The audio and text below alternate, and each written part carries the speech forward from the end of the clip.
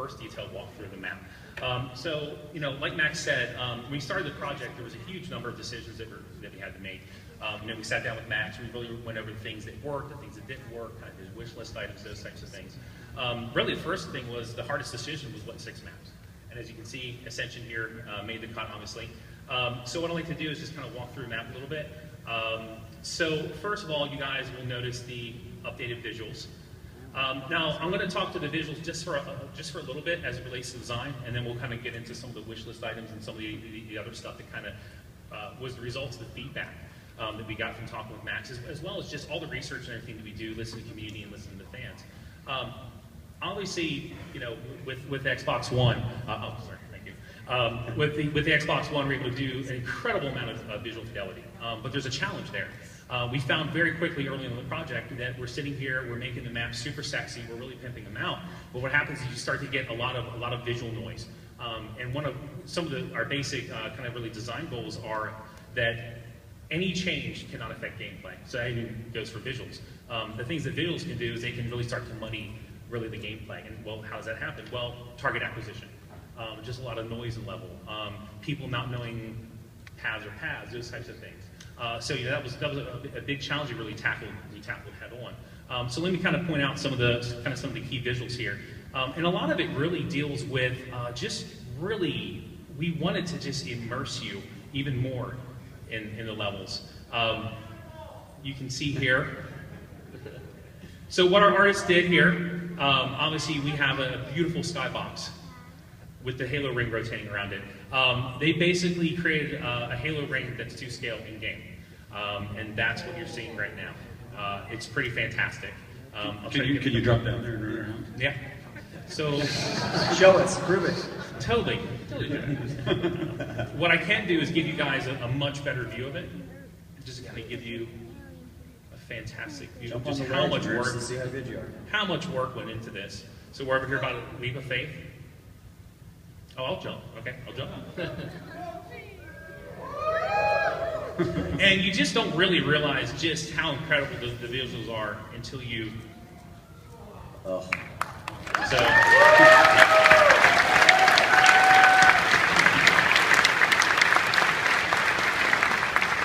Huge, just hats off to our artists. They've done a fantastic job. So obviously there's a lot of other things you guys can see, and I'll move through this pretty quickly. Just incredibly detailed terrain, natural features. The Forerunner structures are just gorgeous, just absolutely gorgeous. So let's move on to the gameplay stuff a little bit.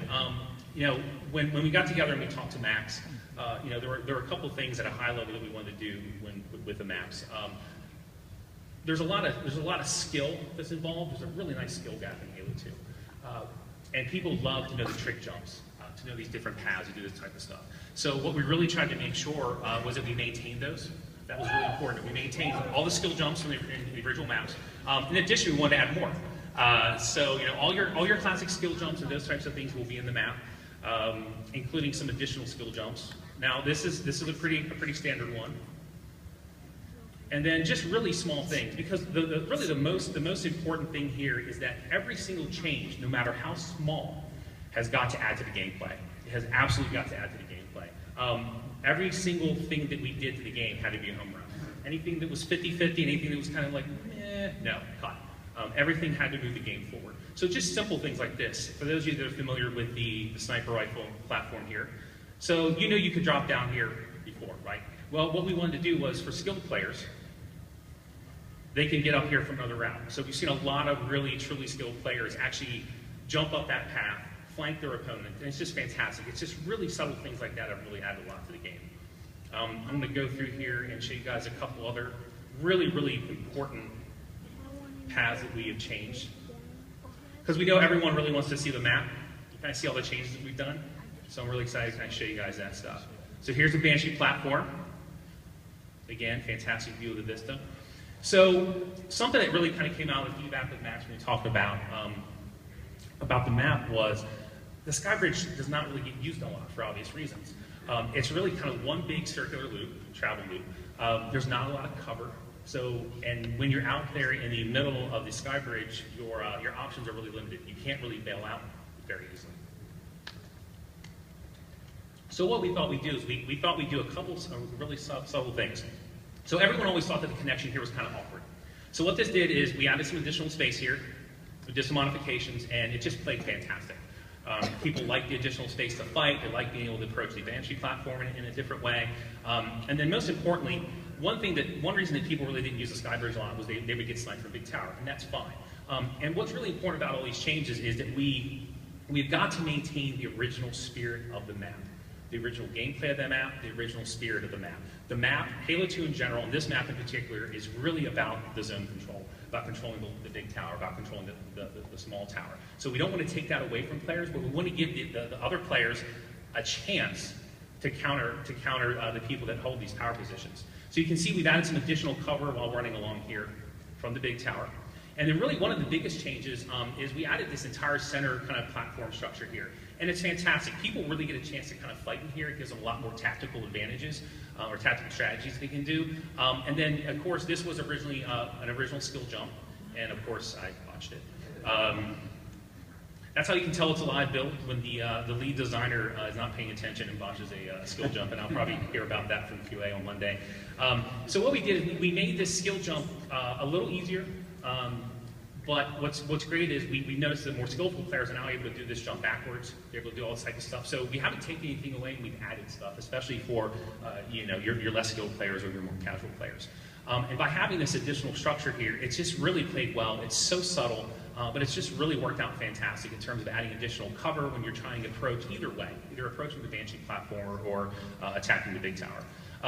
There's a lot of other changes that we did.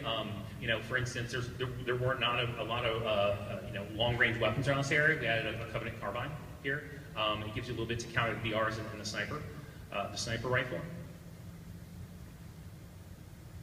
Let me go up here to Big Tower. So I think really one of the biggest things that we identified in this map, when talking with everyone, getting feedback, but talking with Max, is just the dominance of long-range combat in this level. So there's a number of things that we tried to do to kind of help along with this. We adjusted spawns, we added additional cover. I think one of the biggest changes, though, and the thing that I'm most excited about, is we've really tried to add a lot of dynamic elements into the maps. And what's neat about this? Wait, have you shown this yet? No, this is the first time anyone's seen. Sure, this is okay, Dennis? Wait, I didn't think you were going to show this yet. All right. Okay. Do you guys want to see this? I didn't know we were showing this either, but there goes. Can't pull back. No, now we're showing it. We're showing it now. So, when talking with Max, one of the wish list things for Max, and Max can verify this, is he wished that they had done. He will verify. He wished that they had done a lot of the more dynamic stuff, like in Zanzibar. The bridges, the wheel, those types of things. Those people find those things exciting. So something that we've done with this map in particular is we have added an energy shield in the middle.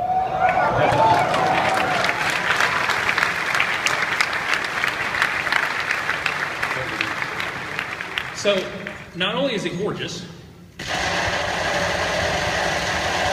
it blocks gunfire, it blocks projectiles, and what's really fantastic about this is, well, when you get into kind of cock in the middle of this map, it gets insane. I mean, it's like Thunderdome inside there. But what's really important about this is there are three control panels around the map.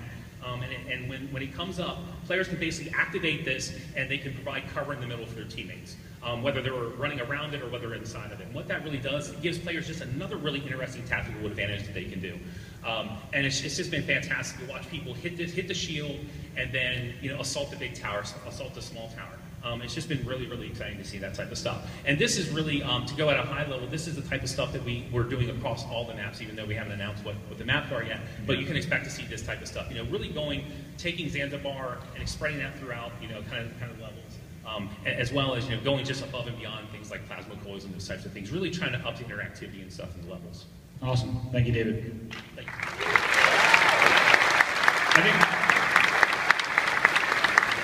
I think I'd love to go right from there, talking about how important it is maintaining everything about the core Halo 2 experience. I'd love to get right into talking about the sandbox and how you did that with the challenges associated with an updated engine, working at 60 frames and stuff like that.